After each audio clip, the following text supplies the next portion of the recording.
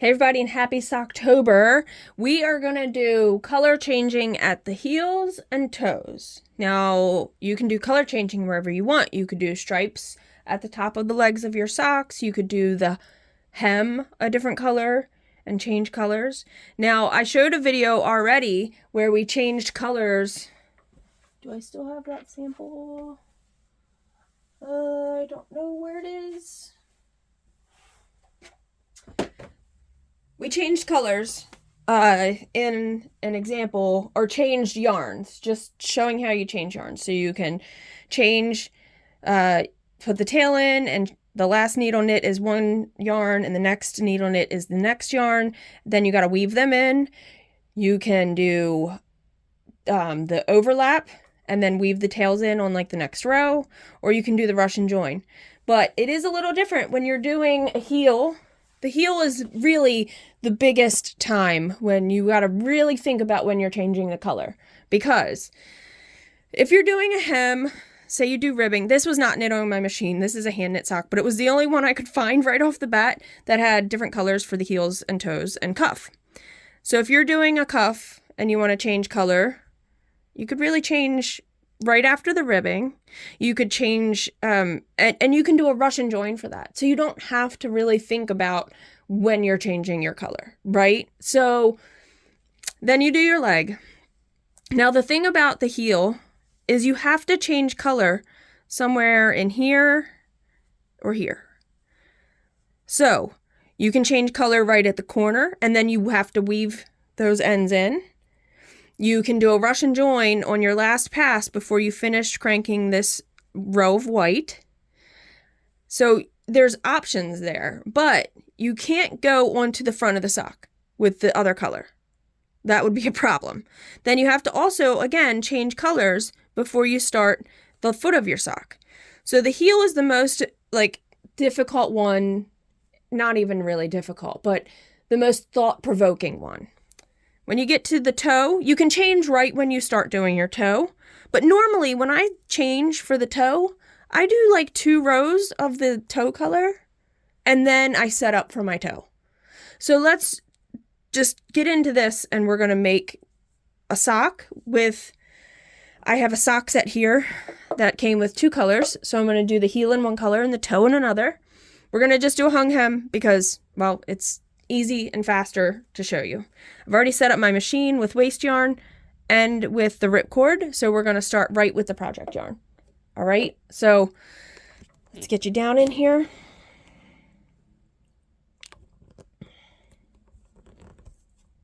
Sometimes it sags and I have to account for that. Sag. That's pretty good. So my ripcord ends on the last stitch, which is the 64th, right before my half mark, and then there's my number 1. So we're going to just do a hung hem. I could do a shorty sock with these, but we're going to do a little bit of a leg. Now, I'm not going to do a color for the cuff. This is a 50-gram sock set, so the main yarn was 50, and the other 2, I think, were 10 grams. So I don't want to make the leg too long because then I won't have enough for both socks. So we don't have to leave a long tail since we're doing a hung hem. Let's reset this. I'm going to do 30, so the hem will be 15 rows. All right, let's get it going. And I'm not going to do a picot or anything on this.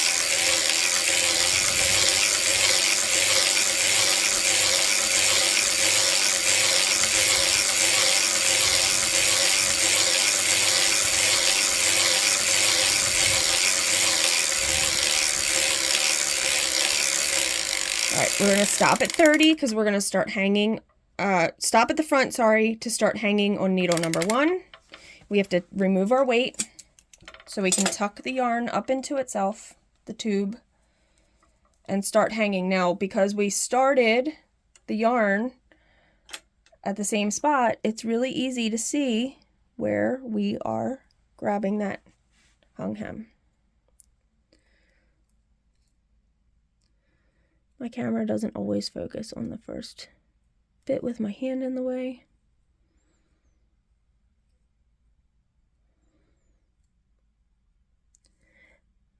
making sure you did pick a good contrast yarn. Now, if I would have put something, well, the black started there, so that was really helpful because I don't have black waste yarn. But if it started with, say, that lighter stripe of gray and I had the white, it would have been a little harder to see. But because it didn't, we can see it. So I hope you guys have all had enough practice with hanging hems.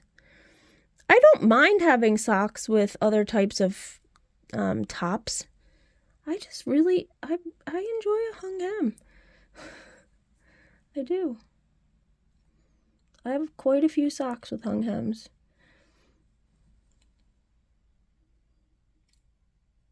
And I have quite a few socks that are all mismatchy and whatnot from just doing, I've done a few demos at places. Or I've made videos, so I have socks that were quicker for the video. Alright, so we got around to about where we can't go any further because these needles are down in the cylinder underneath of the V-cam. Let's put our weight back on. We're going to crank around to the opposite side so we can finish. Holding your pocket of fabric here, because this has all got the downward pressure from the weight, but this does not. So getting around, I kind of lift it with my legs. Then continue hanging.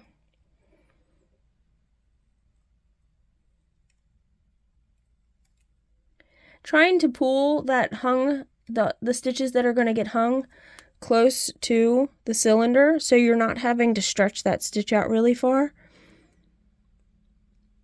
Not that that's a huge problem, but if you're trying to hang it from way over here to here, you're going to really pull that stitch out.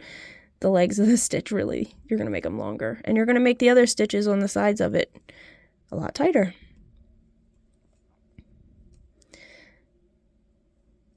So we're going to do, I'm going to do a 40 row leg. So it's going to be kind of a shorter sock. So it's going to be 40 plus the 15. It's only going to be a 55 row leg.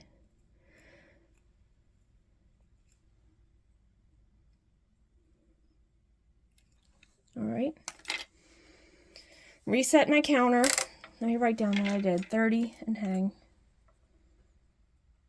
And then, what did I say? 40? Let's do, I think we could get 50 rows. Let's do 50. Okay, 50 leg. And then we'll talk about changing color because we're going to be doing the heel, and that's where it's important. Oh, I did not finish changing that. 2.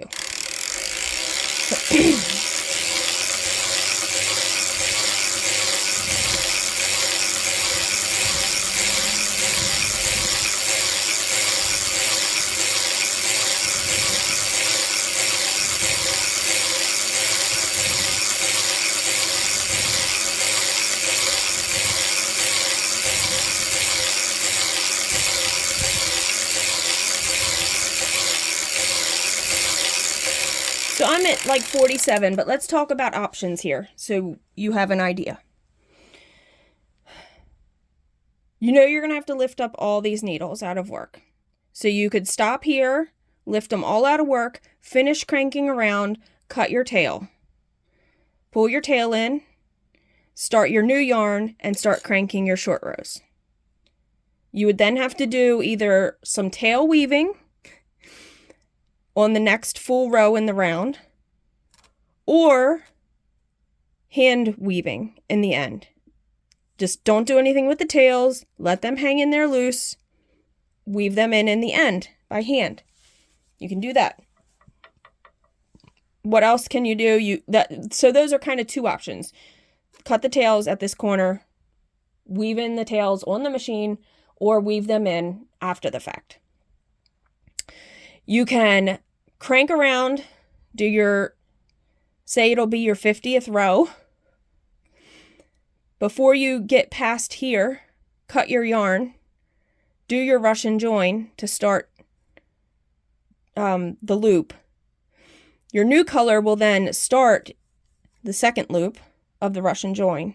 That's your heel color. Now you want that color to be on the heel, not on the front, which is the top of the sock. So you can do it. That's what I'm going to do because I've done it before and it's successful. So we're gonna, and when we do that, you would stop after you finish doing your second color, because you don't want to go too much further than your 6 o'clock point. Lift all your stitches out of work, your needles out of work on the back side, and then you can start with your heel. Okay? So let's crank to finish the 50. So that's 48, 49, and now we're at 50, okay? When we cut this tail, when we cut this, this old color, color A, is still going to knit with the loop a few stitches. Then the new color, the heel color, will start with double the loop here. You could go a little bit further. You don't want to go too much further though, okay? You don't want to go too far. So we're going to do the Russian join, the faux Russian join, tucking our tail in, holding our loop, cranking it, but not too far. So I still have a loop here. You can't really see it, but I still have a loop. And I'm only, the last needle that actually knit is the last one on the back side of the cylinder. So we're going to change and do a new color.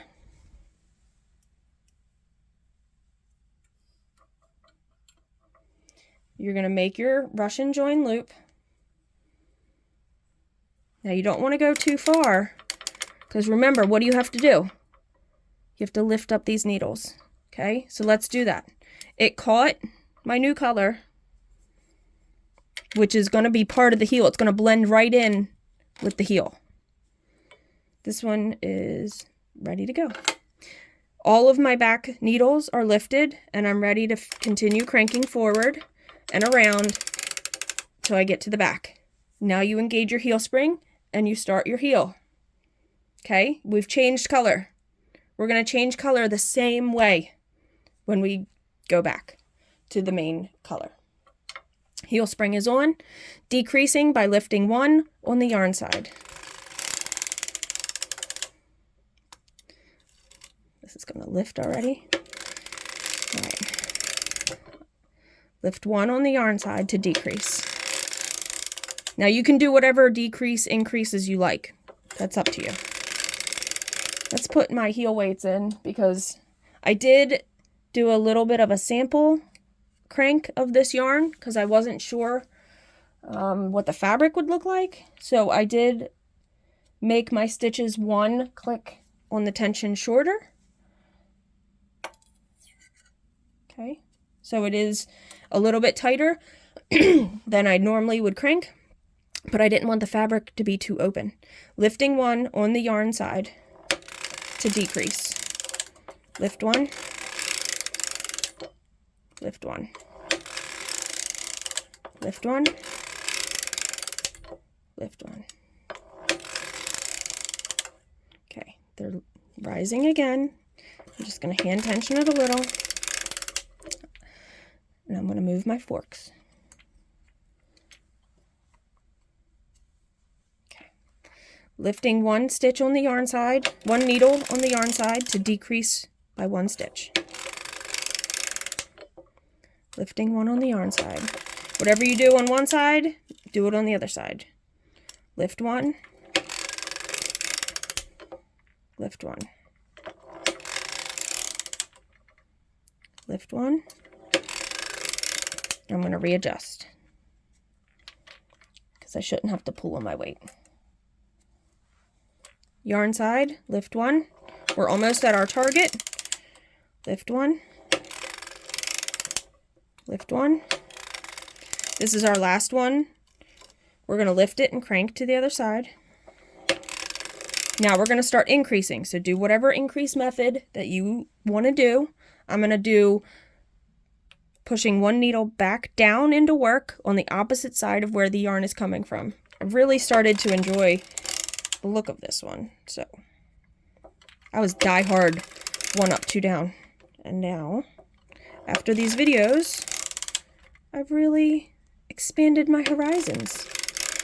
So now we got to remember, before we get to those last rows, we're going to want to change back to our main color. I'm going to adjust my weight. And seriously, changing color for the toe, I feel like doing it 1 or 2 rows before you start the toe, that's like a game changer. All right, yarn is on this side. We're going to put one down on the opposite side. That yarn is not wanting to stay down in the cylinder. We're just going to hand tension it a little. You don't always want to do that because you want to be able to crank freely around without having to do that. Yarn is on that side, so we're putting one on that side. Let's readjust again.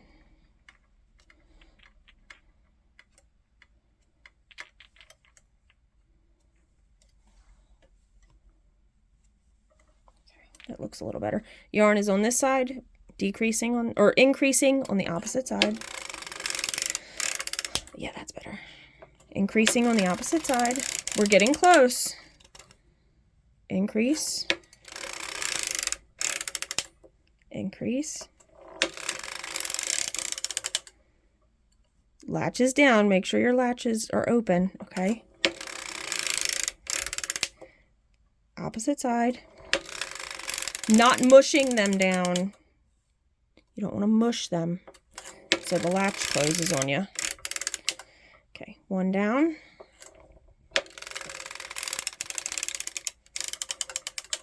This is the last one down on this side. So I'm going to close up that hole by grabbing the purl behind the, the purl behind the last one not knit, cranking. Okay. Same on this side. Oh, that's where my tail was. It's going to be a little more weird to do that. Cranking to this side. Now, this is where we need to think about changing color. I'm going to adjust this a little bit, but I hate doing that on that last row. Adjusting. Because you don't know if it's going to have the correct pressure on it. Downward pressure when you crank that row. Which is important. So, we're not putting any needles down because we're going to be putting them all down when we crank around. So, I'm only going to do very little because I want to change my color. Because when we go around, it's going to be back to the new color. And it'll be a full round of the new color. So if you think you cut your tail too long, you can pull some in. You don't have to leave the longest loop, you know. My loop was really long and I pulled the tail in really far. You can trim that. It's okay. But you do want to make sure you have a loop still coming through your machine, through your yarn guide, which I don't. See what it did? It went in, but that's okay. I can put my yarn in. Now we also are at the front. We're going to want to do what? Put our needles down. So, ooh, sorry. Let's do that now. I don't think I can put them down yet because the V-cam is still too close. But that's a clear indication that we're going to keep going in the round, right? So let's get this threaded through. Make our loop. Now, could you do your color change here and then overlap the tails? Sure, you could do that. You know, you figure it out. Let me make this loop a little bit longer.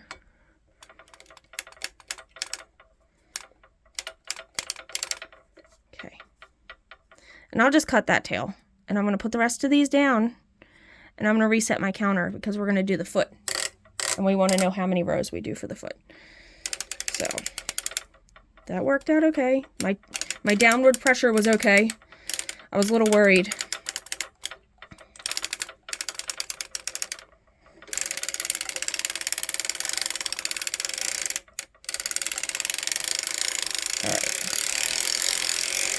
So I know, at least for my foot, on average, let's see, if I'm getting 9 rows to the inch, it's about 50 rows for a size 8, and it's about 40 rows if it's 8 inches. So I'm going to crank about 30, and then I'm going to measure my leg.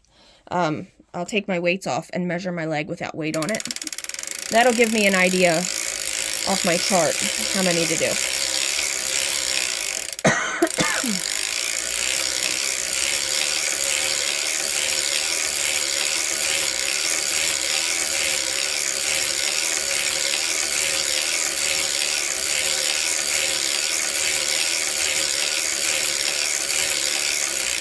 so I'm at 30. I'm going to take my heel weights off. I hope I can get my buckle up there pretty far. But I want to measure, you can't see, but the leg. I want to measure how many rows I was getting without any weight on it. I just keep a ruler, a kid's ruler, right at my machine so I can do this. And then the charts, I'm going to try to remember to link the Etsy shop down below where I got those charts. I'm getting about 9 rows to the inch, and I said that was 50 rows. So I'm going to do 48 because I'm going to stop and change my color before the toe. So my toe will have 2 extra rows of no short rows that are, sorry, camera.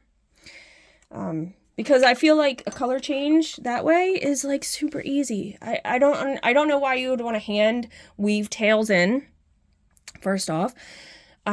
So we're just going to do a regular color change and then we'll go into the toe. So I'm going to do 48.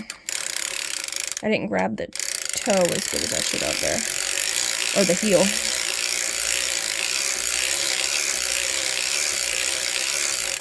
See how it's rising? Can you? Oh, it's not going to do it now. I must have enough tension on it. Alright, so I'm at 48. I'm going to fix my buckle here to get the heel in. That way I have the right downward pressure. But I'm going to do a color change close to here. So it's kind of on the side of the foot and not on, I mean, I could have done it here, then it's on the bottom of the foot and you would never see. So you just got to think about logistically where you would want your color changes to be. Okay, now we'll grab the orange, we'll do the opposite for the toe. This yarn is so pretty. This was Fiber Nymph Dye Works in her Backyard Birdwatchers series. And I don't remember. I had the label. Let's get that attached and I'll find the label for you. This was called, it's Fiber Nymph Dye Works, in case you're wondering. And you won't be able to get this color, but her yarns are really beautiful. This is her Mountain Tweed base. It's a tweed. This is Lady Cardinal. But she is a self-striping dyer. All right, let's keep going. Sorry, I don't really talk about yarns much in other videos. So now we're at 50. And what are we going to do? We're going to stop at the front, lift on the back, and do our toe. Toes are always half-half. Half the cylinder's out of work, half the needle's out of work, half the needle's in work. So we're going to crank to the back side, put our heel spring on. And toes are all pretty much the same. You're not doing a whole lot of different things. We're lifting one out of work on the yarn side to decrease by 1 stitch. Let's put our, see how that is not going down into the cylinder? The yarn's not going all the way down. It's because we don't have the right proper downward pressure. Let's put our heel forks in and it pulls it down.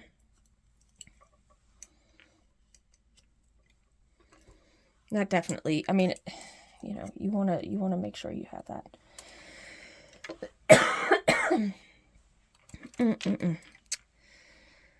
It's the season.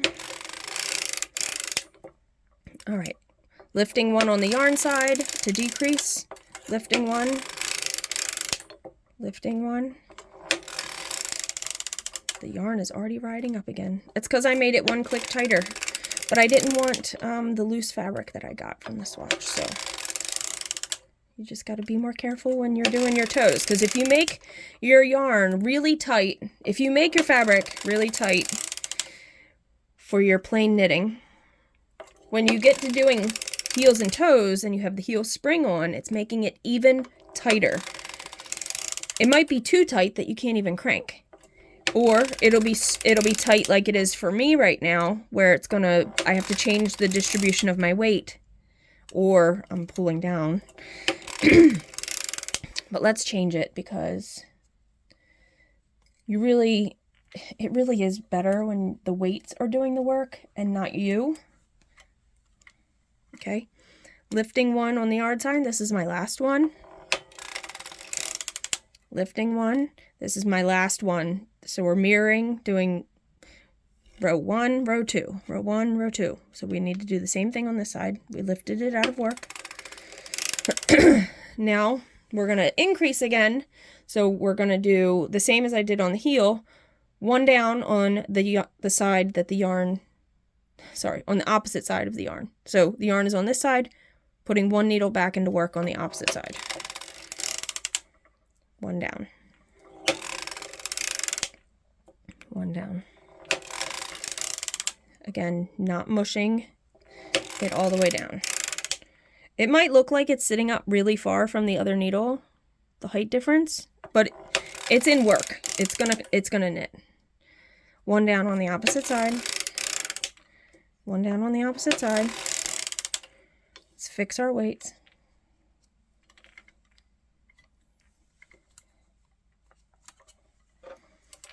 Okay.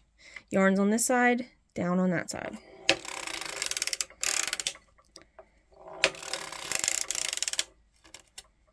Down on that side. Down on this side.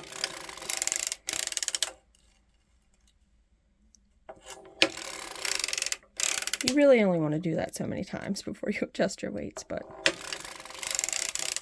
let's adjust.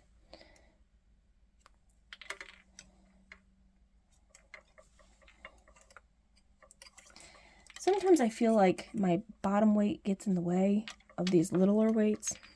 All right, yarn is on this side, putting one down on this side.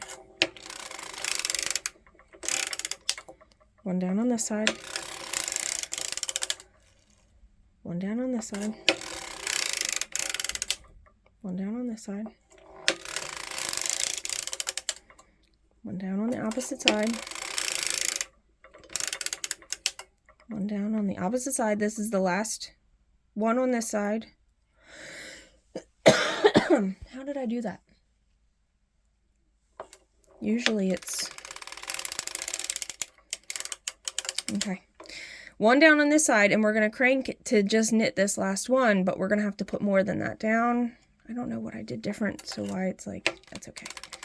It's okay. Putting all of our needles down before we get to that last one to knit. Normally that is not what I do, so I don't know what I did different, but I have half down.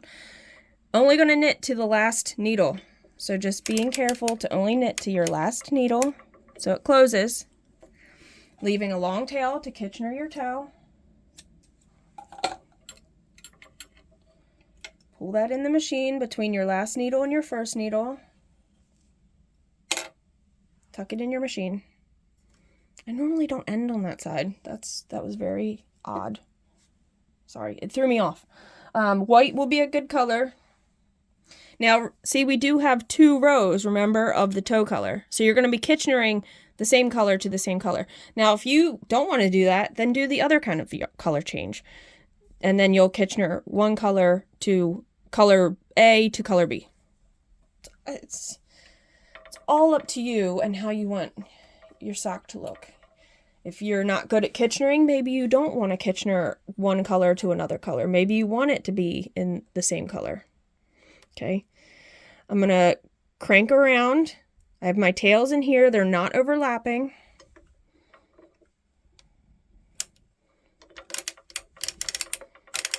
Okay. Going slow around the corners and around the front where the toe with the weights were on. Until you get a little further and you know that they're knitting well.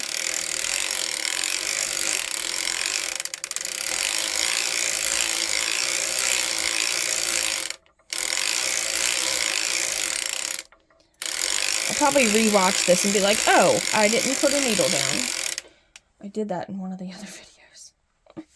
And that's why it didn't end on the right side that I normally end on. It happens. If you just know how to, like, correct what you're doing, not correct it, but do the right thing, you'll be fine. Hold your weights, crank it off.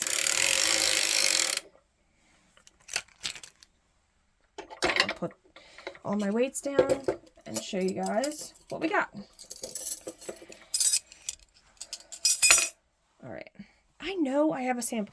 1 second, because I know I have a sample of where I changed heel colors in different ways. I do have it still. I'll link the video down below where I did this sample so you guys can see it. It's another color changing video for heels or toes. Okay. So we're gonna. All right. So we have. Sorry, you guys are really high. We have bonnet, waist yarn, ripcord, the hung hem.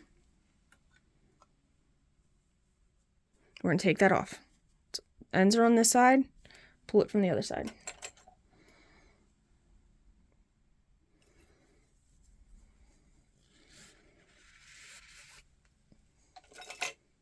Magic. It's my favorite.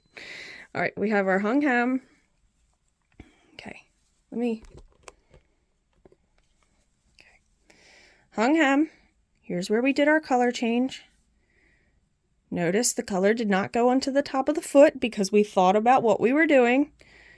Heel, all one color. Back to the foot. And then here's where we have 2 rows of a toe color. God, that looks awkward, doesn't it? Because we have one tiny little stripe after the red, but it is what it is. If you are really not okay with that, then you have to think about your color management if you're doing self-striping yarn, and you will Kitchener your toe together. That'll be the top of your toe, right? There we go. So there's that one, but let me show you. I can't remember, don't ask me what type of color changes they were. I might be able to tell from the inside how I changed color, but you can watch the video. So I changed color, it looks like, as a Russian join. You can see the doubled up yarn. So this is a Russian join color change. Oh, and that's like a toe, practically. Okay, could be a heel too, but this, I was showing color changes here, how you can just color change using a Russian join. Let's see how we did this one. This looks like a Russian join also. So there's a Russian join. Let's look way deep into this sock and see. All right, this is a color change at the corner, I believe, and I wove in the tails when I knit. Yep. So when I did the color change, I wove in on the machine the tail, because you have 2 tails for the heel color. Where I wove in the white, I'm not sure. You should probably just go watch the video. Or did I leave it on the machine? You know what I might have done? This one, I may not have cut my white yarn, left it on the machine, not so it was knitting the color, but knitting just this color, and then threaded the white back in. I can't remember what I did for this. So if you watch that video, I will link it so you can watch it. Oop, I got all these strands on here. Okay, so there you go. Color changes. I'll link that other one for you so you can see that sample being made. And here is how you do the color changes. Again, there are multiple ways. That is not the Russian join is not the only way. I explained how you could leave your tails hanging, sew in your, weave in by hand, cut your tails so they're both at the corner, and then weave them in on the machine when you crank the next row. Like, so when you go back to cranking the main color, you would just weave it around a few of the needles before you crank that row, right? So there we go. Color changing, heels and toes. Happy Socktober, y'all, and happy cranking, and I'll see you in the next video.